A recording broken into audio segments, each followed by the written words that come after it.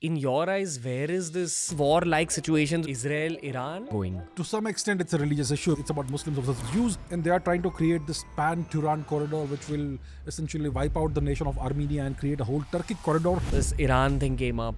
The Gaza-Israel thing is already going on.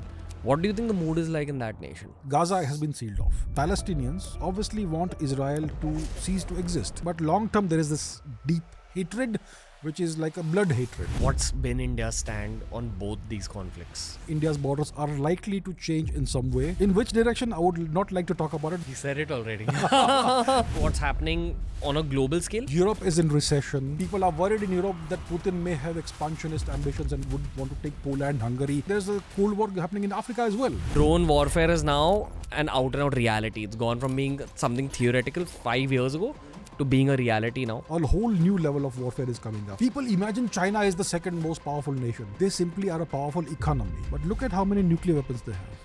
This much. Look at how many nuclear weapons the Russians have. They have enough nuclear weapons to annihilate the world. If they want, they can squash China tomorrow. Abhijit Chavda is back for a geopolitics special. Here we go.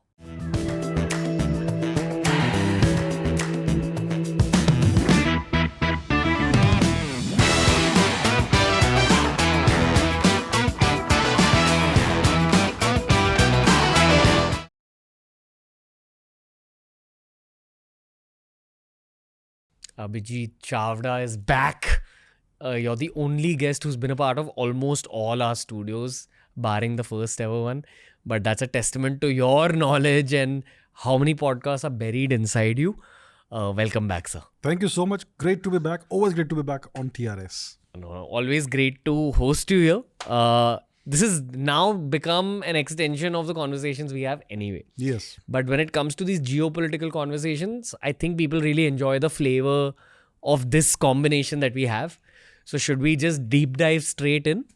Let's do it, yeah. Okay. People watch these episodes of TRS from an educational perspective, but also from a perspective of knowing the future a little bit. Should we begin with Israel-Palestine or should we begin with Israel-Iran? Let's begin with the Middle East. And there's a whole lot going over there. A lot to unpack.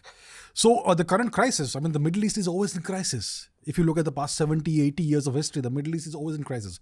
But the current crisis begins somewhere around, what was the date? October 7, when Hamas launched this massive strike on Israel, this massive terrorist attack on Israel. They cut the wires which cut off Gaza from the rest of Israel, and they broke through and they massacred more than 1,000 Israeli civilians, which is clearly a terrorist attack. It's a human rights atrocity and whatever you want to call it. And Israel was clearly caught off guard by what happened. They had no idea this was going to happen. Big intelligence failure, human intelligence, signals intelligence, whatever other kind of intelligence, huge failure from Israel's perspective. And this was almost exactly on the 50th anniversary of the previous biggest failure in Israel's intelligence history, which is the Yom Kippur War. So this happens. Israel is caught off guard. They do not send in reinforcements quickly enough, and this massacre ensues. And then Israel gets its act together and launches this massive military attack on the Hamas positions in Gaza. And people are saying it's a humanitarian crisis, which it is because civilians are being affected. But when you do such a thing, a terrorist attack of that magnitude, you're going to have something coming back to you. So that's the situation that we have now. That is the beginning of the Israel-Hamas war, which is still continuing. And Gaza has been, to a significant extent, been devastated. People have died. Israel tried to implement what we call a two-state solution in the year 2005 when they made Gaza separate and gave the people of Gaza their own government. They could elect whoever they want, and the people of Gaza they decided to vote for Hamas. And Hamas is an out-and-out anti-Israel organization, and they've been building tunnels, and they've been stockpiling arms and ammunition and thousands of rockets and all that. So that's where all of this has brought us to. So that is the war. Now, even Hezbollah has been involved. Hezbollah is based out of southern Lebanon, which is a nation to the north of Israel. So Israel's northern border is kind of warm. It's not exactly hot right now, but there is some exchange of fire and all going on a reasonably regular basis. So in the north of Israel, you have this involvement of Hezbollah, and Hamas and Hezbollah are both said to be proxies of Iran. Now, Iran is the other big power in the Middle East, in the West Asia region. It is an ancient nation, an ancient civilization, and since 1979, it's been very strongly anti-Israel, anti-US. 1979, you had the Islamic Revolution that happened in Iran. Iran became a theocratic nation. The Islamic Republic of Iran was formed after 79, and the political elite of Israel, of Iran, the political class, they are of the opinion that Israel has no right to exist. And when you have that attitude, obviously they're going to have a very hostile relationship with that nation. And the US is also, because of the events of 79, very strongly anti-Iran, because they took these American diplomats hostage for a very long period of time, and they stormed the embassy and all that. Old history. At its core, is this a religious issue between Iran and Israel? I don't think it's a religious issue. It's about... well, to some extent, it's a religious issue because it's about Muslims versus Jews, and the support that Iran as a Muslim nation has for the Palestinians who are also Muslims against what they call is a Jewish oppression and all that. But beyond that, that's the first level that we can look at. Beyond that, below that, there is the power projection angle. Iran is a geopolitically ambitious nation.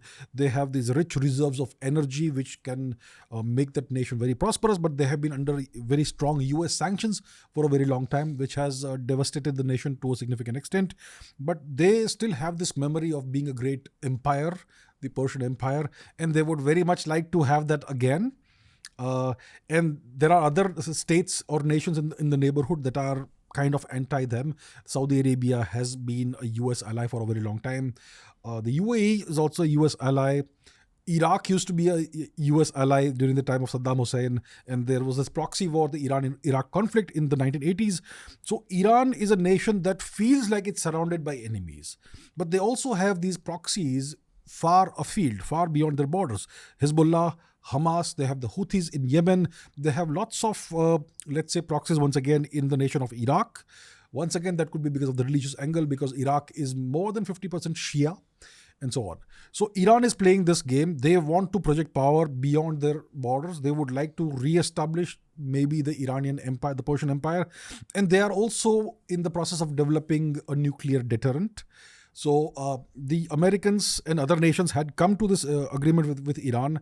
It was called the JCPOA, Joint Comprehensive Plan of Action, within which the Iranian nuclear program would be capped, and it would be only used for civilian purposes. But Mr. Donald Trump walked out of it unilaterally in 2017 or 2018. The viewers can check out the date. After that, Iran has been free to once again start enriching uranium hexafluoride through its centrifuges and creating more uranium, enriched highly weapons-grade uranium, more than 90% pure uranium that you can use in nuclear weapons. So Iran, as of today, may probably have sufficient nuclear fissile material, to perhaps construct a few rudimentary nuclear bombs. And that is something that worries Israel a lot, because Israel also is a nuclear weapons power, an unstated nuclear weapons power, but it's believed to have about, let's say, 90 or 100 nuclear warheads. So there is all these dynamics happening in the region. There's also the Turkish angle. North of Iran, you have the nation of Azerbaijan, which is a very strong Turkish ally or proxy. And they are trying to create this pan-Turan corridor, which will essentially wipe out the nation of Armenia and create a whole Turkic corridor from Turkey in the west all the way to Turkmenistan and other Turkic nations in the east, Central Asia region, which is something that Iran would not like to see happen. Even the Americans would not like to see this happen. Even the Russians don't want this. So there's a whole lot going on. The Middle East is always a very complicated region, but you have that. And then what happens on April 1 this year is Israel allegedly launches an airstrike on the Iranian consulate in Damascus, the capital of Syria. Now, Syria has been under siege for the past decade and a half. The Americans tried to effect a regime change. They tried to remove Mr. al-Assad from power, but the Russians stepped in, Mr. Putin stepped in and ensured that this government does not fall out of power. And Syria it's kind of a fragmented nation. If you go to the far east of Syria, there are a couple of US military bases on Syrian territory. So the whole of the nation is not under the government's control. But Syria also is, let's say, a Russian proxy, and there's Iranian involvement there as well. So Russia, Iran, and to some extent China are working together in the Middle East region to offset the US allies in the region. So there's a Cold War kind of process happening, which kind of sometimes spills out into hot warfare. So the Israelis bombed the Iranian consulate in Syria, which is clearly a violation from any perspective of international law. Now the Iranians were put in this conundrum. What do you do? If you don't respond, you lose all credibility, and your allies will be afraid to trust you after that. So they had to respond. So then later this month, in April, I don't remember which date, 13, 14, something like that, the Iranians launched a massive strike on Israel. A whole bunch of drones were first launched. Then they launched cruise missiles and ballistic missiles. But it was done in such a way, it was choreographed in such a way that all these assets will arrive in Israel at the same time. So first you have to launch the slow-moving offensive weapons, which are the drones. Now those become very clearly visible on radar and all that. So the Israelis knew this is coming. And then they were able to take out most of this. So the Jordanian government got involved. They took out some of the missiles and drones. The Saudis got involved. They also took out some of the missiles and drones. And the rest of these missiles and drones were neutralized by the Israeli Iron Dome system. And some of the missiles, etc., they did impact some targets in Israel. Overall, not a lot of damage, but a massive number of assets were deployed against Israel. So this had a couple of effects. First of all, it did not do a lot of damage in Israel. It was choreographed in such a way that the Israelis could see it coming. But the Iranians got to see exactly which nations act in which manner and what are the kind of defenses they have. And once again, the Iranians did not have to spend a lot of their stockpile. It was just a fraction of what they have in reserve. So that's what happens. Then the Israelis, obviously, they are now in a position that if we don't retaliate, we will lose face, we will lose credibility. So they also launched a retaliatory airstrike on certain Iranian targets a few days later. Some military assets were kind of damaged or destroyed, but overall the Iranians have claimed that there's been no significant damage and the situation seems to have calmed down right now. The main problem is that the two nations, it's very hard for them to go to war because the borders of the two nations are about 1,000 kilometers apart. And the major cities are about 2,000 kilometers apart. So how do you fight a war? Unless you get the US involved, the US has military bases in the region, south of Iran, across the Persian Gulf and all that. But we don't want a war there because a significant amount of the world's energy flows out of the Persian Gulf. And if Iran is in a state of war and they are a reasonably capable military power, they have very good drones and whatnot, then they are in a position to close off the Persian Gulf via the Strait of Hormuz, and that would make oil prices globally shoot up, which will destroy the economies of some nations, and it will be overall bad for the global economy. So we don't want a war there. So that's where we are right now, vis-a-vis the Middle East region. The Houthis, the Ansar Allah faction in Yemen are also involved in targeting various Israeli ships and all that. There are Somali pirates involved in the Western Indian Ocean region. The Indian Navy is currently conducting freedom of navigation operations in this region, especially vis-a-vis the Somalian pirates, so that there is a reasonable amount of navigation and the overall economic order is not affected too badly. So that is the situation right now. The Middle East is more tense than normal. Now the two nations won't go to war. It doesn't look like that, but there's gonna be, let's say, asymmetric warfare between the two nations, which means proxies will be involved in some way. The Mossad could carry out assassinations of various hypothetically could carry out assassinations of various Iranian targets within Iran. The Iranians could use their proxies in various nations to attack Israel in various ways. There could be cyber warfare and whatnot. So the situation is not normal. It's way more tense than normal, but hopefully we won't have a hot war. That's where we are vis-a-vis the Middle East, the West Asia region. Really, where do we go with this conversation though? Let's talk about something else. Maldives. There's so much happening right now. Look, there's Maldives, which is acting up against India. There is that. There's always the India-China issue, the India-Pakistan issue. China and Russia, things are not entirely well between them. There is Ukraine that's happening, the Ukraine war. It's still going on. Europe is in recession. Things are not good for the European economy. People are worried in Europe that Putin may have expansionist ambitions and would want to take Poland, Hungary much more next. There are people who are fear-mongering about that. There is East Asia, which is Japan, South Korea, North Korea, Russia, and China. There's the Taiwan angle. There's so much that's happening. There's a Cold War happening in Africa as well. Okay, let's come back to Iran and Israel. Okay. Because this was good context about what's happening on a global scale.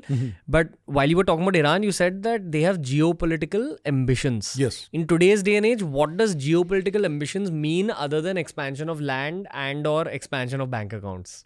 Yeah. So geopolitical ambitions means that you want to have more power projection in a variety of ways beyond your borders.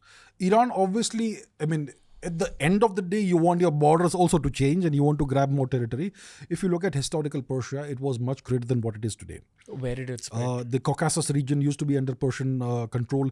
The whole of present-day Turkey was once under the control of the Persian Empire. Okay.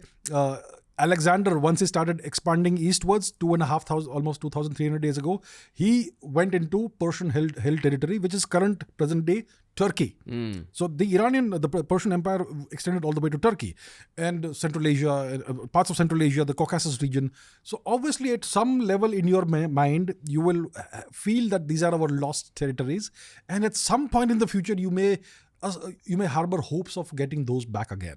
And the people of the Caucasus region, they are kind of, you could say, they practice what you could call Iranian culture. The languages are like the Ossetian language, Ossetic language, are Scythian languages, Scythian-derived languages, which are considered to be Iranic languages and all.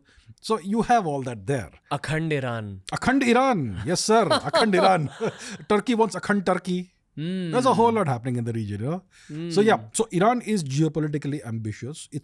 Even though right now the borders may not be in a position to change, they want to be able to influence events beyond their borders. In nations like Iraq, for example, they would like the US to leave Iraq.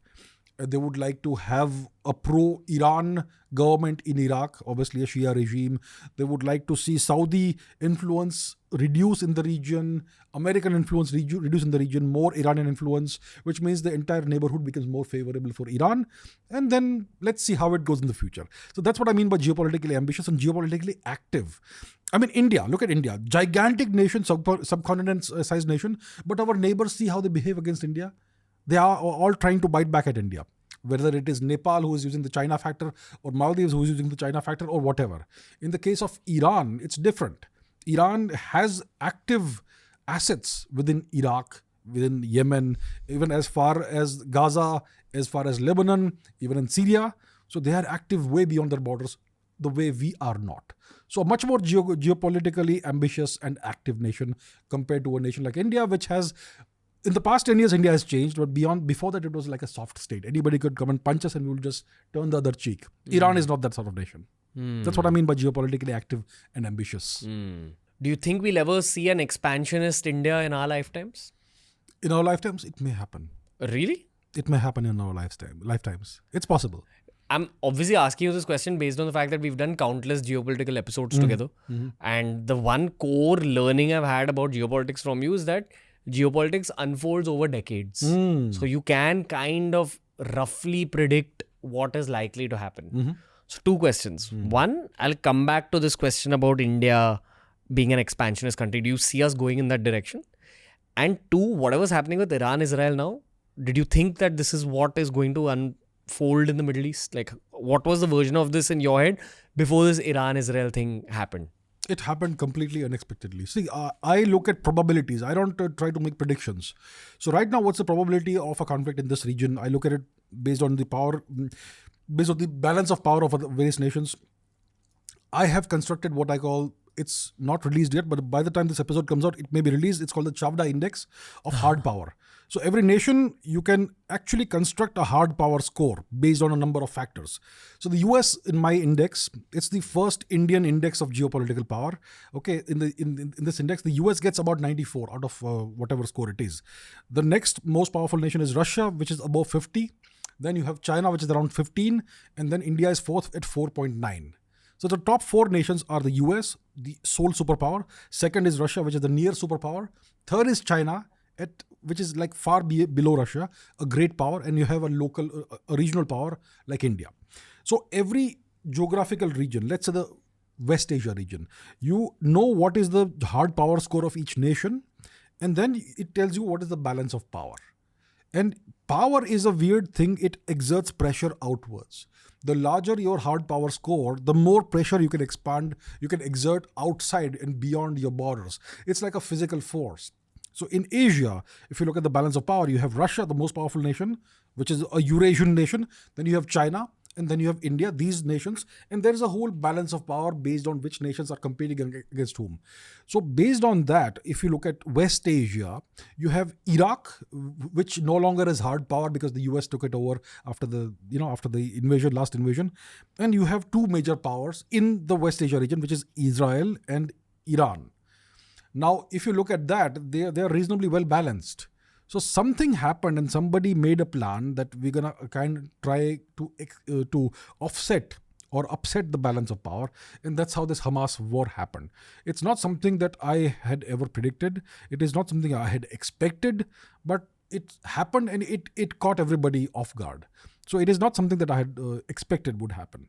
But yeah, that's a kind of volatile region where anything can happen anytime. And there are certain flashpoints in the world which you have to keep a close eye on. The West Asia region is a flashpoint. It's always a flashpoint. India-Pakistan, a flashpoint. India-China is a flashpoint. South China Sea, Taiwan, it's a flashpoint.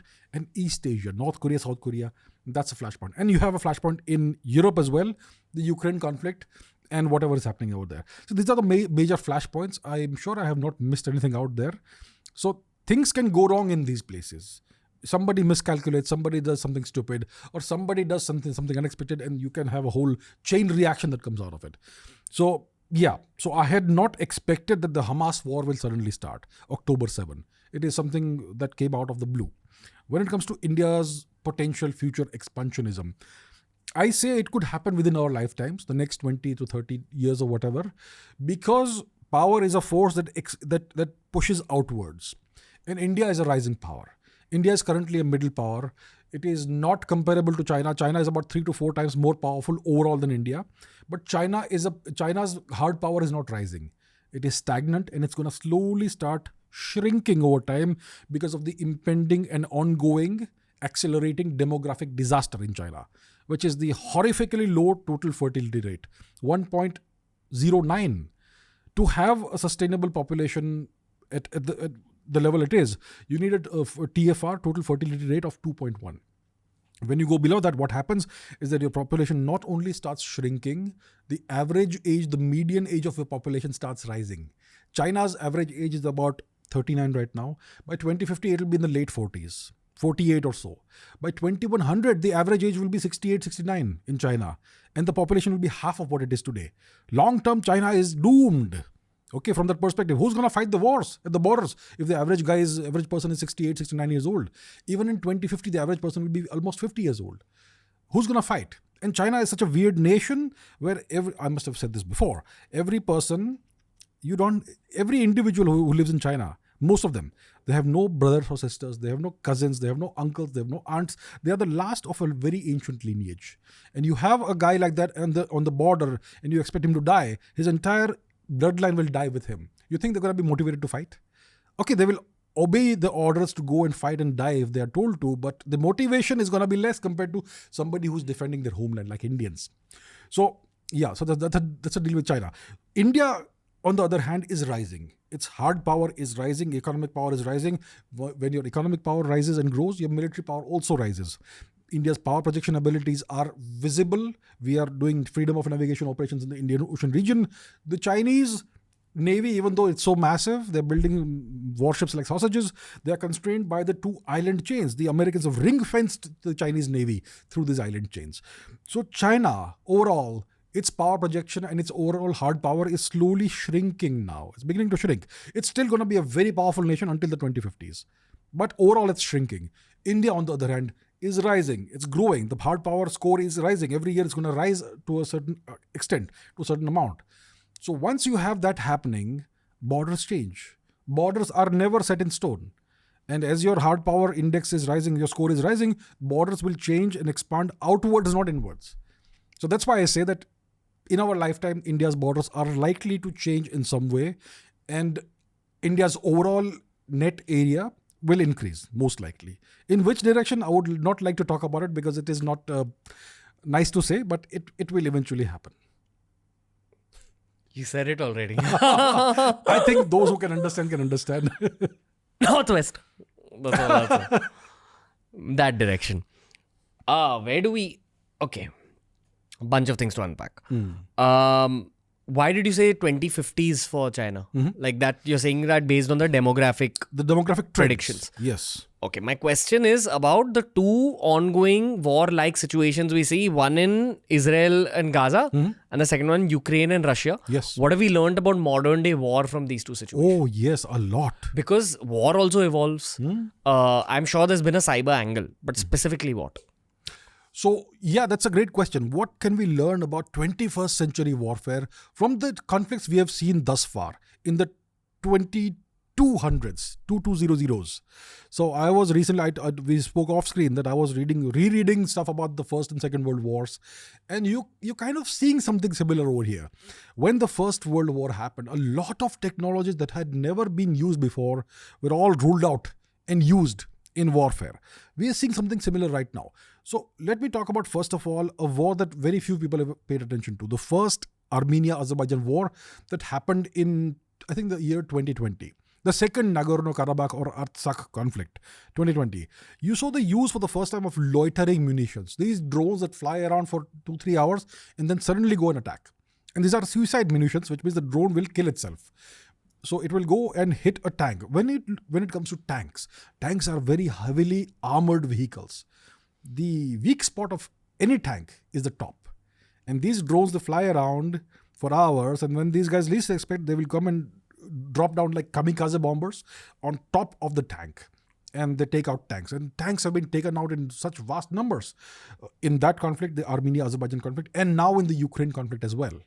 So it's a whole new dimension of warfare. We are seeing these little weapons, these drones, these loitering drones, and even anti-personnel drones, which take out one person or two people. It's like a flying hand grenade. It will chase a soldier around, and once it is like near enough, it will explode. It will detonate. And it's just a small detonation, like a single hand grenade, but it can kill or maim 3 or 4 people at a given time. So we are seeing this very new kind of warfare. Autonomous weapon systems that think on their own, that don't always need inputs from the remote controlling person far away, and they can take decisions on their own. We are beginning to see the influence of AI in this, very, very rudimentary AI systems put on a chip on a drone, and this drone can go and kill whoever it wants to kill on its own sometimes. So we are seeing this happening. A whole new level of warfare is coming up. Tanks could become obsolete if sufficient number of drones are available. Drones are pretty cheap compared to tanks. A tank will be a few $1,000,000. A drone is what, $1,000, $2,000? When it comes to the drones that Iran launched against Israel, one of those drones may cost $1,000, $2,000. And the Iranian Iron Dome defense, anti-aircraft defense, anti-missile defense system, each missile costs in excess of $1 million. So to take out a $5,000, $10,000 drone, you have to use a missile that costs $1 million. It's not gonna work. You launch enough drones, the missiles, the economics just doesn't work. And Iron Dome is basically a region where missiles can intercept flying objects, right? Yeah, it's a system. It's not a region. It's a system that the Israelis have developed. It's a very sophisticated system in which you take out flying objects with missiles. Whether it's a ballistic missile that's incoming towards you, whether it's a cruise missile that's coming towards you, whether it's a fighter plane that's coming towards you, or whether it's a drone. This system is very sophisticated, and it can take out with very high accuracy these incoming threats. But each rocket that you are launching is very sophisticated, very expensive, costs more than $1 million. And if Iran launches 2,000 cheap drones, it's going to saturate the system. It's a numerical certainty. So you can always defeat a system like that. That's a problem. What I fear is the possibility that the world of drones brings to the world of terrorism. Because these are relatively cost effective to make. Yes. Which effectively means that every country, if possible, will have to build some kind of an Iron Dome to guard themselves against drone warfare. Yes. So all in all, drone warfare is now an out and out reality. It's gone from being something theoretical 5 years ago to being a reality now. Yes. But it changes the dynamics of warfare. Completely. And I would also assume that Israel is once again leading the race when it comes to hardware. I'm sure they are. They have a very sophisticated nation technologically. They are at the forefront of lots of technologies. Yeah. What do you think people in Israel are feeling about all this? Now, this Iran thing came up. The Gaza-Israel thing is already going on. What do you think the mood is like in that nation? I think the Israelis are a very resilient, very hardy people. They have always been under a state of siege. From the time Israel was formed in 1948, the first thing that happened was all of their neighbors attacked them. The first war. So they have always been under this state of siege, and they have done a tremendous amount of progress out of almost nothing. So everybody undergoes military training, compulsory military training, unless you have some health issue or whatever, but almost everybody goes through that. So they all have this warrior mindset. And I'm sure there is a significant amount of paranoia, let's say, or the feeling that everyone is out to get us in Israel. But it's not something that's new for Israel. They have gone through this multiple times in their past. They've had multiple wars, the Yom Kippur War, the 48 War, and other wars. There have been smaller conflicts also that can be classified as wars, and so on. So it's not something very new to them. But obviously, it must be for someone like you and me, it will be very strange to live in that sort of society where there's the constant threat of annihilation, that everyone's out to get us.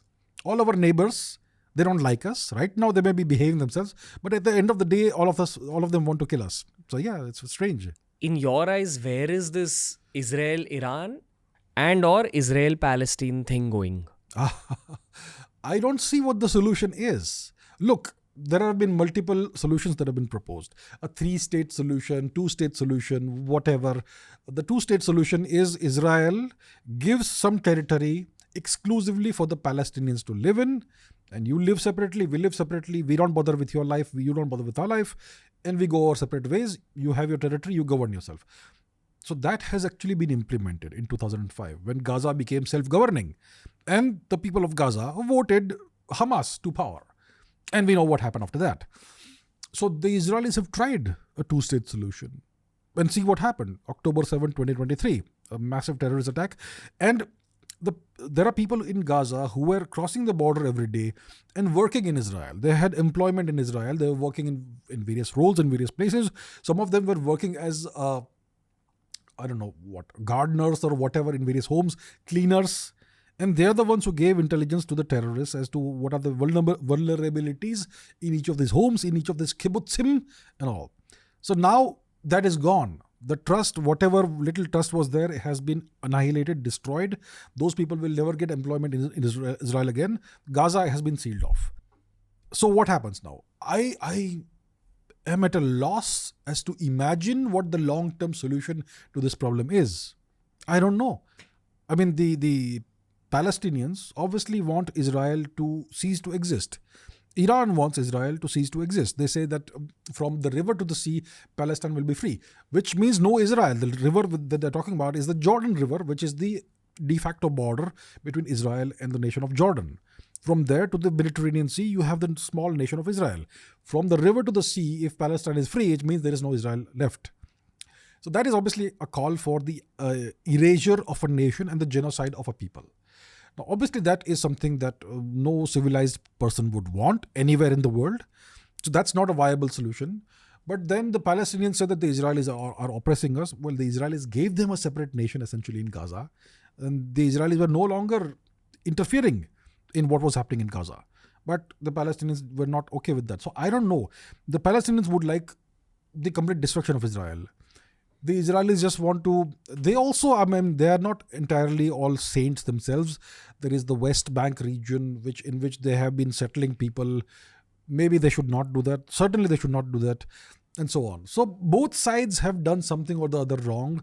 The terrorist attack on October 7 was an unforgivable thing, which a crime against humanity. But the Palestinians would say that the Israelis have been committing crimes against humanity. I don't know. I am an outside or external observer.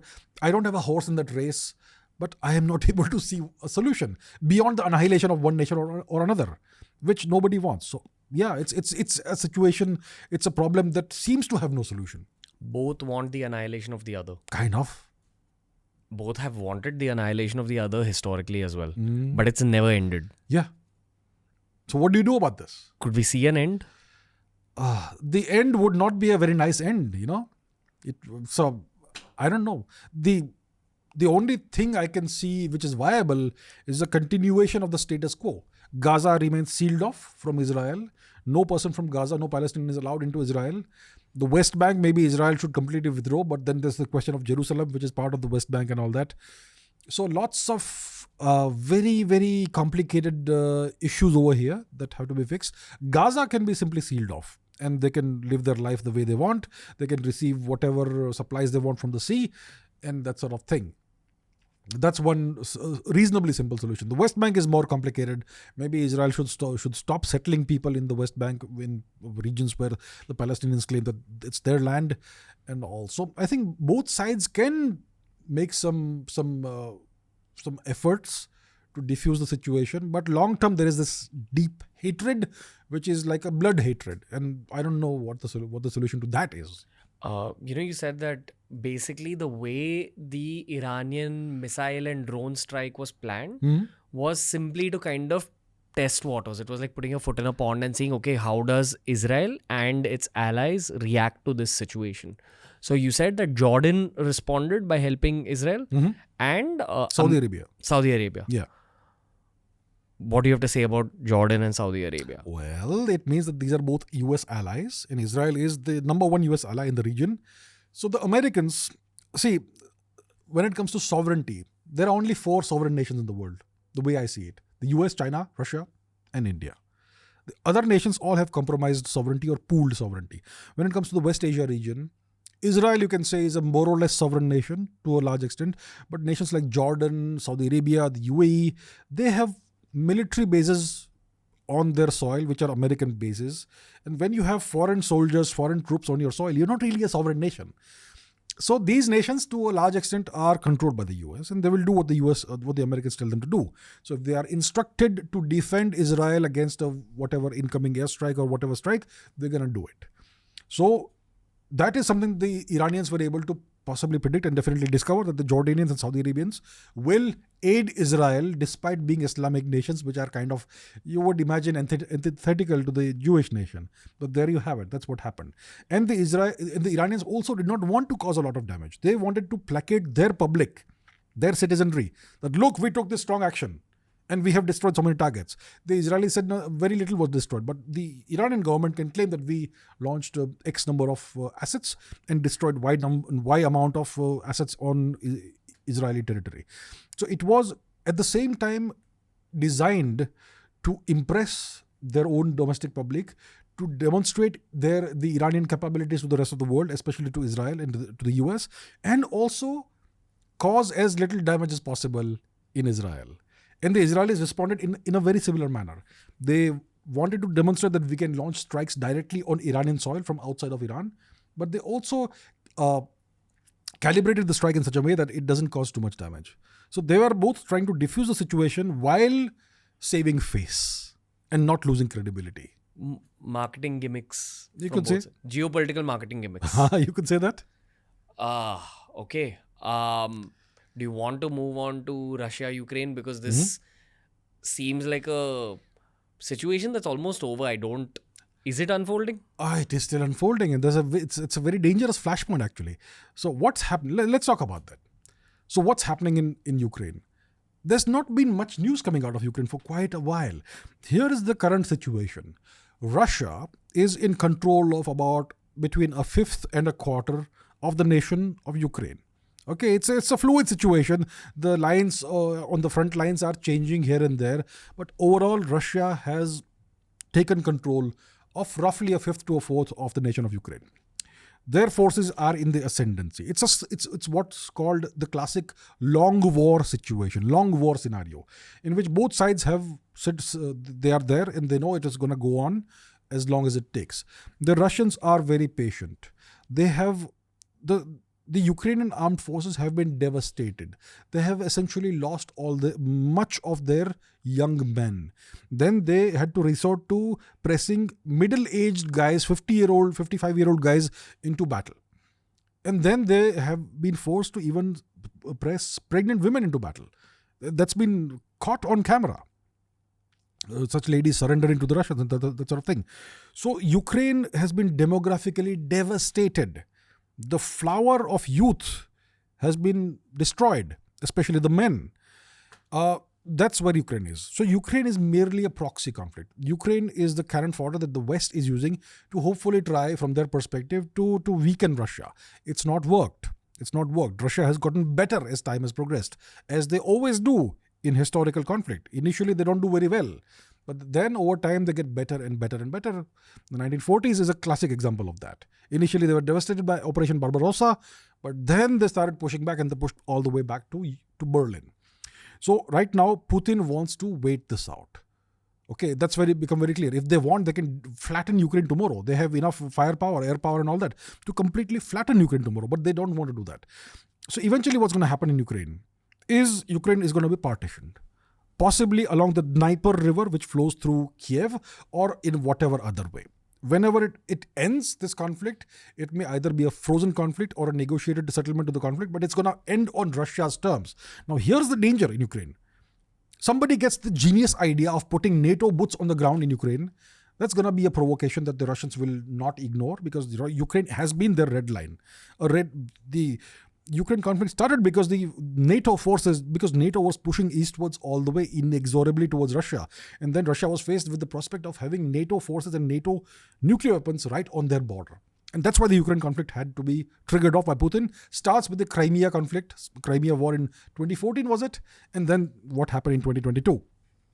So Monsieur Macron, the French president, has been saying that we will send French forces to fight alongside the Ukrainian forces in Ukraine. Well, Mr. Putin is not going to just sit back and let that happen. So that's going to be a significant escalation if NATO forces have boots on the ground in Ukraine.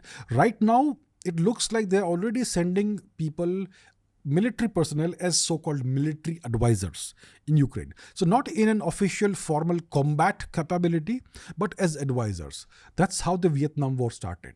Okay, if you go back to that period of time, the Americans were sending military personnel as so-called military advisors and political advisors to help the South Vietnam government against the North Vietnam government. The South was pro-US, the North was pro-China, and that's the deal.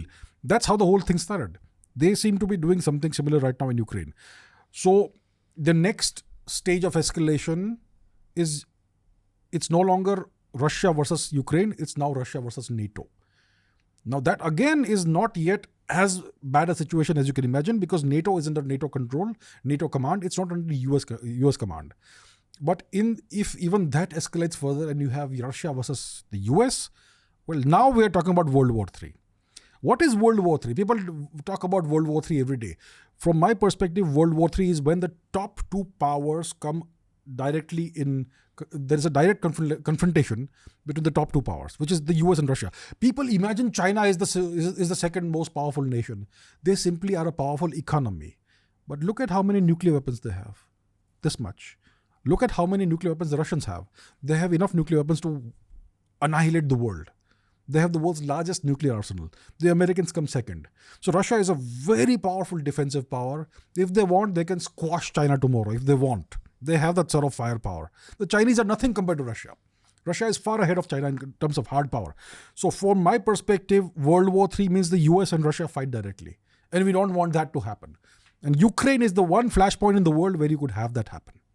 That's why Ukraine, it may seem like nothing is happening there, but it's a very dangerous thing that's going on right now. And what's been India's stand on both these conflicts? Because publicly, we do give a bit of a diplomatic stand.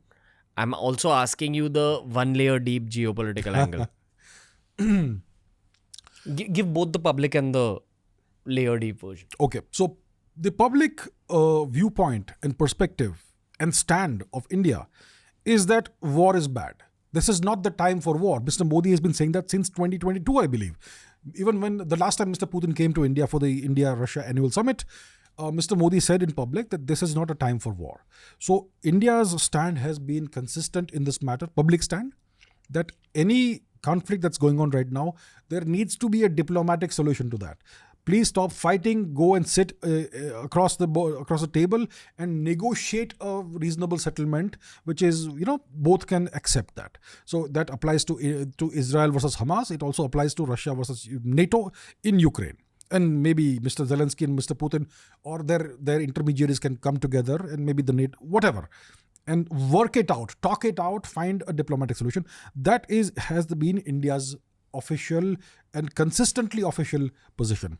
One layer deep, well, it would not be incorrect to say that India has to some extent benefited from the Ukraine conflict, because now Russia is our top supplier of energy, petroleum, and we were initially getting that petroleum at very, very discounted rates.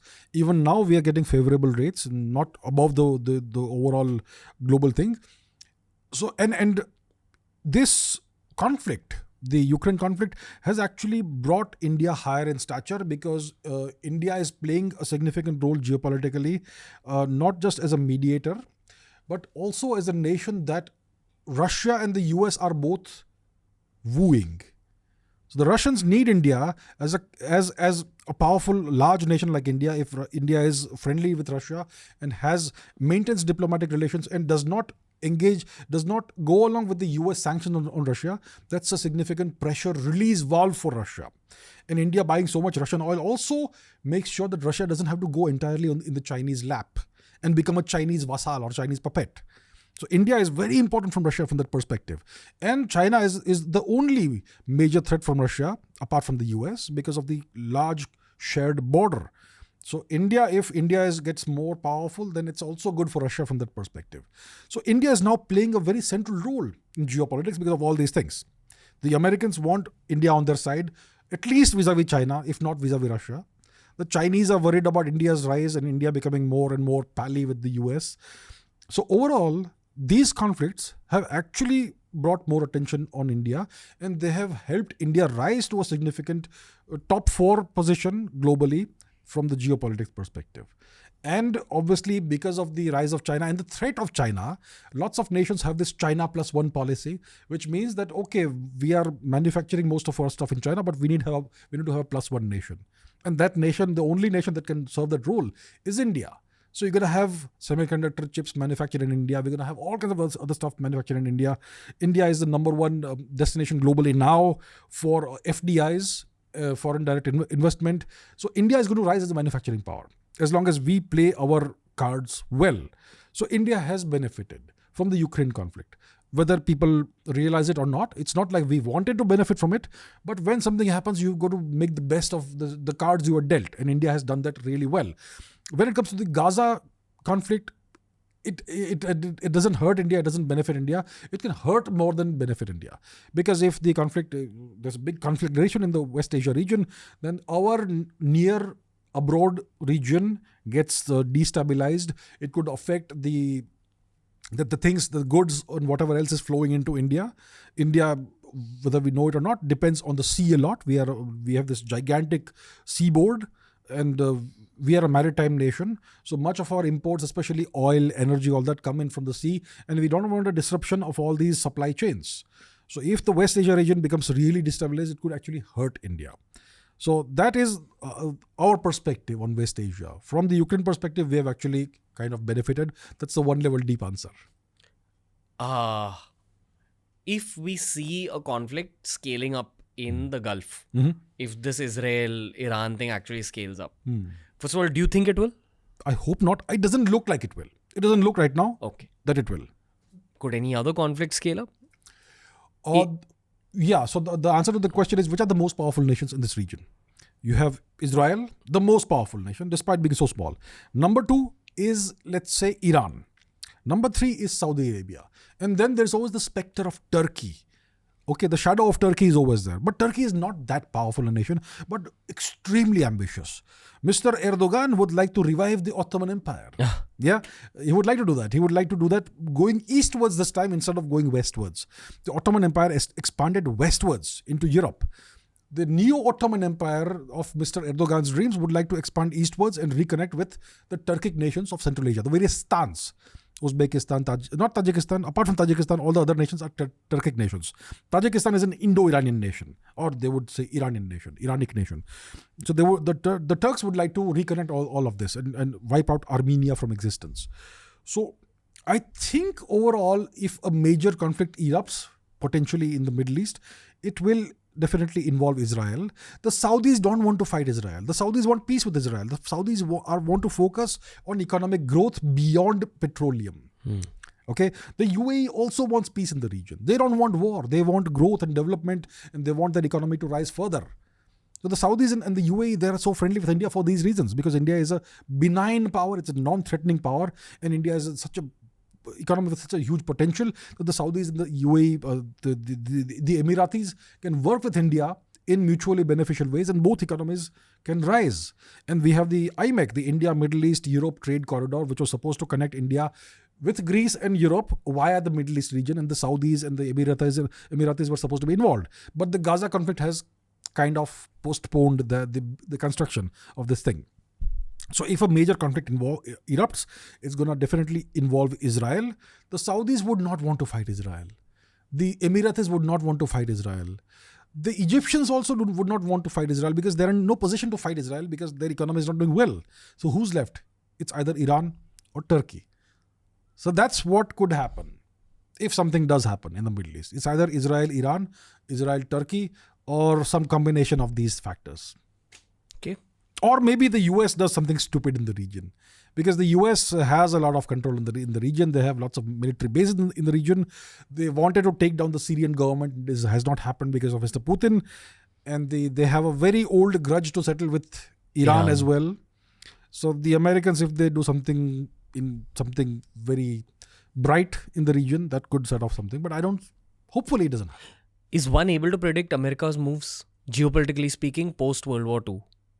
Post-World War II, the moves were very predictable. It was all predicated on containing Russia, on containing the USSR. And they were able to do it spectacularly well. Why did the USSR ultimately collapse? It's because of the pressure built by the Americans, who controlled all the sea routes, all the trade routes, all the supply chains. The USSR controlled only the Eastern European nations, the Warsaw Pact nations, and even the Chinese were on the US side eventually. And they had no access to the warm waters of the world ocean, and they were cut off from the global supply chains. So the only thing that they had was their own nation, which is an autarky. Everything they can imagine, all the resources they can imagine are available in their own nation, because it's such a vast landmass. But they were not able to project power anywhere. Let's say they wanted to project power in the South China Sea, they could not do it. Project power in the Indian Ocean region, they could do so to a certain extent, but not much. 71 was the last time they projected power. And that's why India was able to bifurcate Pakistan and give rise to Bangladesh, because of Russian actions that offset the US bullying of India. The Americans and the British had sent aircraft carrier strike groups in the Bay of Bengal to bully India and to allow the Pakistanis to continue the genocide of Bengali Hindus in East Pakistan. But the Russians sent a nuclear submarine fleet to face off against the British and the Americans, and that's why India was able to liberate Bangladesh. There is 71. What happens in 73? The US takes possession of Diego Garcia. If you look at the Lakshadweep and Maldives Islands, Maldives on the north, you have the Lakshadweep Islands. A continuation of the same island chain is the Maldives, and it culminates in the south with the Chagos Islands, which are illegally controlled by the British, and they have given the island of Diego Garcia to the Americans, where the Americans have a major Air Force base, naval base, and a very sophisticated network of radars. So they took possession of this, the Americans, in 1973, as a response to the debacle of 1971, where they could not bully India into letting the Pakistanis continue their genocide. So that is the situation right now. So the Americans, their activities could be very easily understood during the Cold War era in the 20th century. It was all about the competition with Russia, with the USSR, and other nations that were friendly with the USSR, like India. So India was in the American bad books. That's why they supported Pakistan so much. The Americans financed and funded Pakistani terrorism against Afghanistan and India for more than 2 decades, until at least 2008, when the Mumbai attacks happened. After that, maybe it has gone below the surface to some extent. But that's the deal. in the 21st century, the American actions are kind of more complicated. On the one hand, the nation they really fear is Russia. But the nation against which they seemingly do their moves is China. So they would like to use India as a counterbalance to China. But India itself is a rising power. In 20 years, India could be the next China. So they use nations like Pakistan as a counterbalance to India. So that's why Pakistan is so important again in the US eyes and even in the Chinese eyes. So there is all these multiple layers of competition and geopolitics happening. The main threat for the US is Russia. People think it's China, but it's Russia. Russia is the real hard power that the Americans fear. And obviously, there's this competition and collaboration with China. The American economy and the Chinese economy are joined at the hip, actually. The Chinese have bought incredible amounts of US Treasury bonds. So they own a lot of US debt. And that means that the Americans eventually will have to repay that debt. And if they don't repay the debt, it means the US dollar is finished. The US dollar. And if the US dollar is finished, it means the US is finished, because that's all the US have. The US superpower status is predicated on two things. First, their control of the global economy, which is entirely based more or less on the US dollar being the reserve currency, global reserve currency. And secondly, the power projection ability, because they have more than 800 military bases, American military bases beyond American territory, spread across the world. These two factors have made the US the superpower. If the US dollar collapses, how will they sustain those 800 military bases, and so on and so forth? So the US and China are joined at the hip. The Chinese owe a significant amount of US debt. The Americans someday will have to pay it, or they'll have to decide that they are no longer a superpower or not. So that's where we are. It's very complicated in the 21st century, much more complicated. Of course, we have the benefit of hindsight to see the Cold War of the 20th century. We understand it very well. Similar things are happening right now, but it's no longer a bipolar world. The 20th century was a bipolar conflict, the US versus the USSR after the Second World War. Today, you have a multipolar world. You have one single superpower. You have a near superpower, which is Russia. You have a declining great power, which is China. And you have a rising middle power, which is India. And then you have nations like France and Turkey and Iran and Saudi Arabia, etc., Indonesia in the mix, which are kind of below the middle power status, but which are going to rise if they do things properly.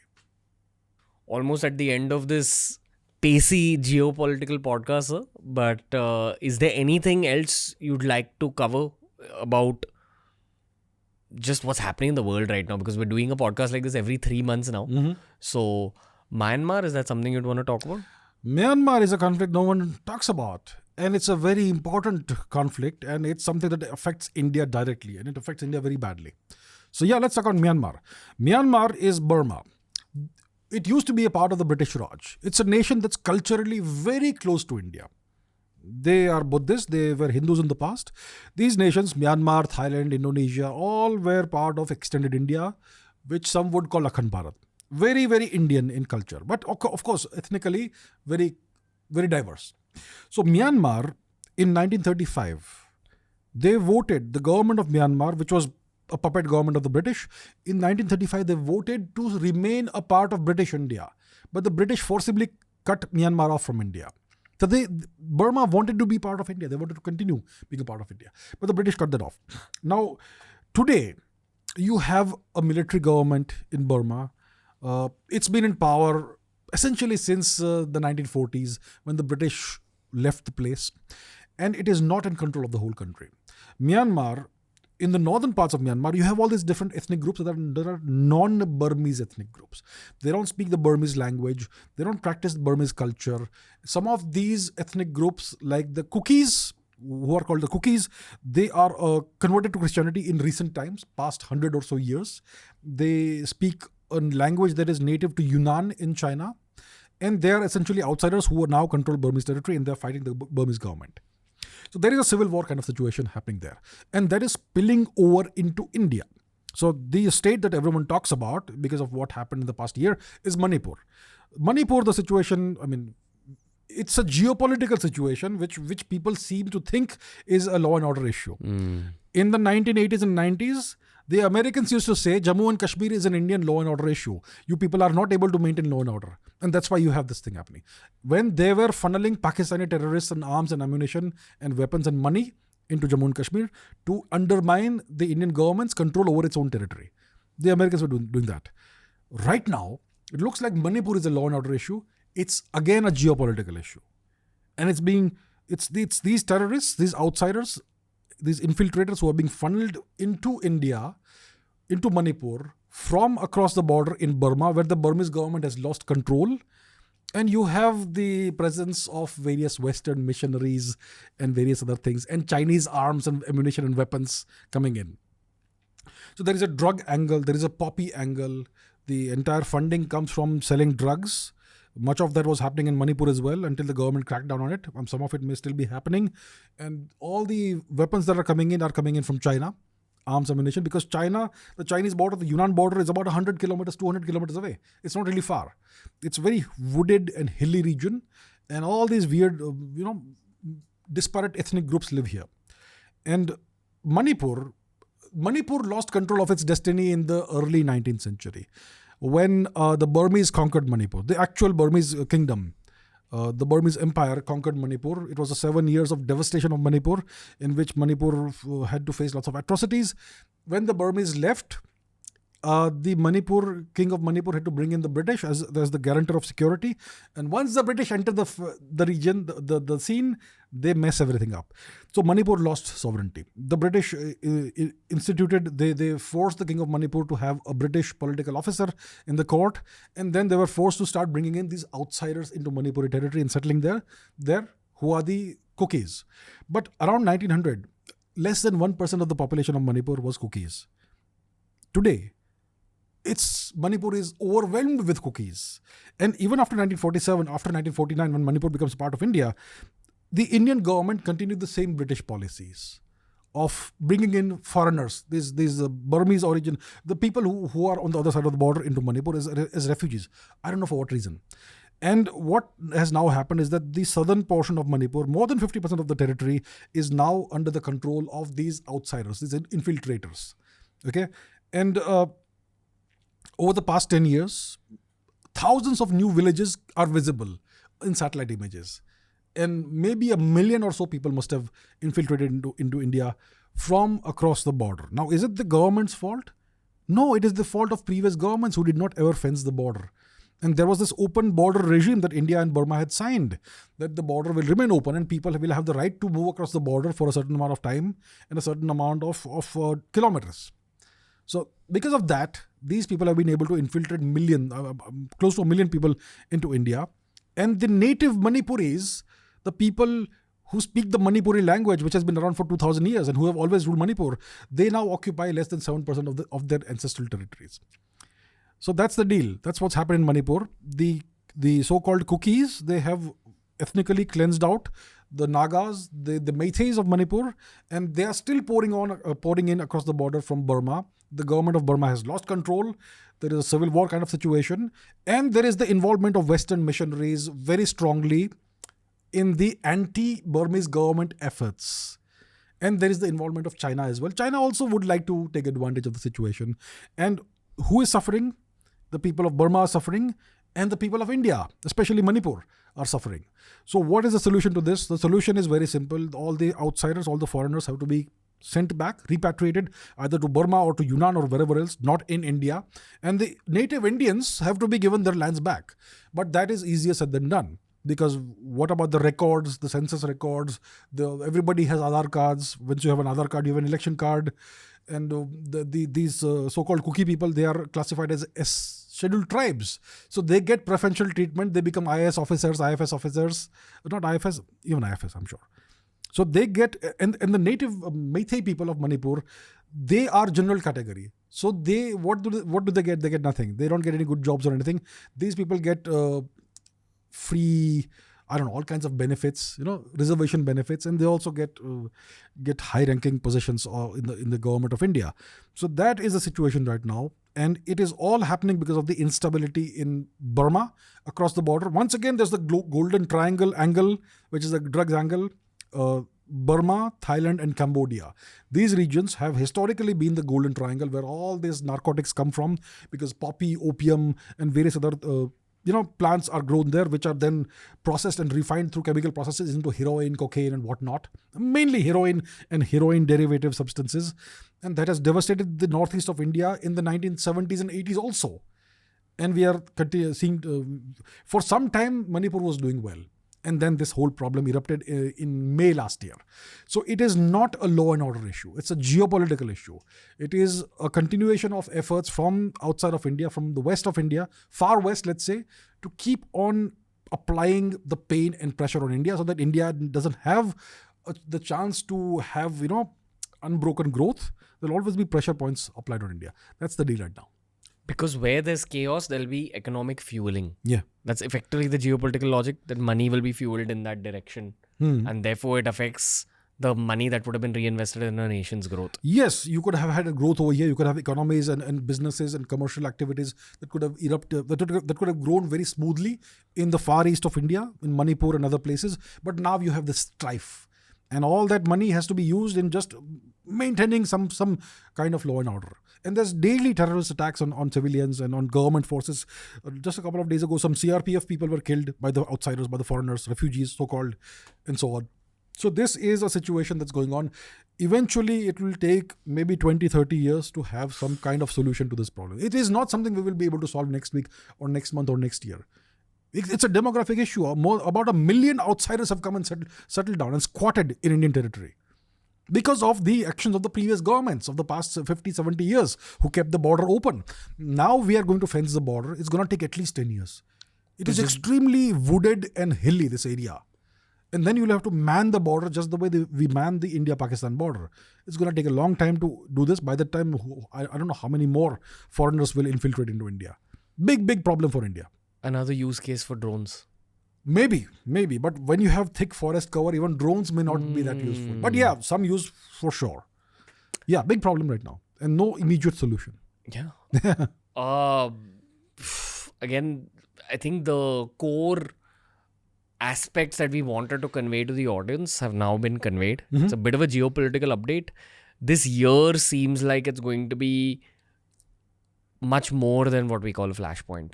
So this is the stuff that's going on before things escalate, according to me.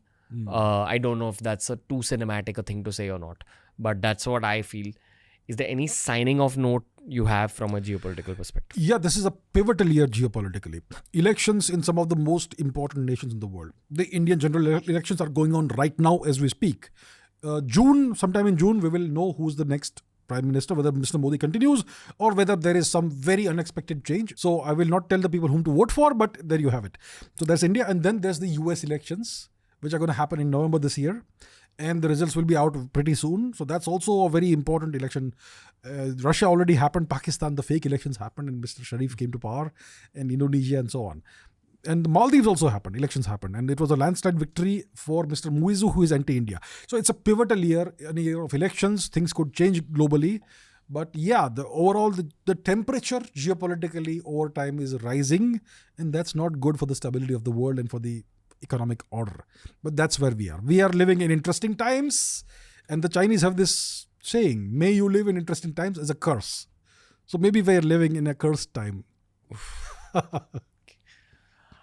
AC, another great episode. Thank you. Probably our 25th or 30th episode by this point. So appreciate your presence always. Don't need to say that. Thank you so much. Thank you so much, sir. That was the episode for today, ladies and gentlemen. Right after the recording of this episode, we also did a history special with AC. That one was centered around Alexander the Great and Genghis Khan. I adore history episodes. I love doing geopolitics episodes, but history episodes are extremely special.